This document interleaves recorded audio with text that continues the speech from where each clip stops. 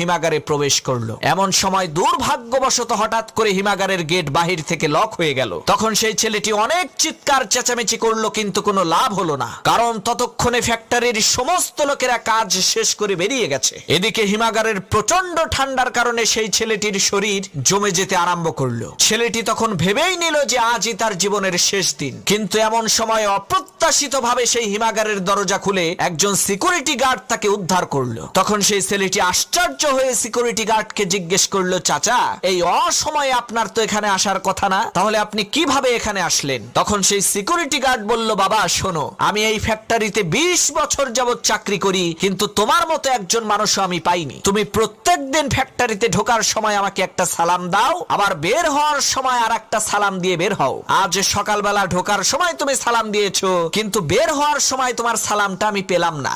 এই রকম তো কখনো হয় না। তাই আমি চিন্তা করলাম, নিশ্চিত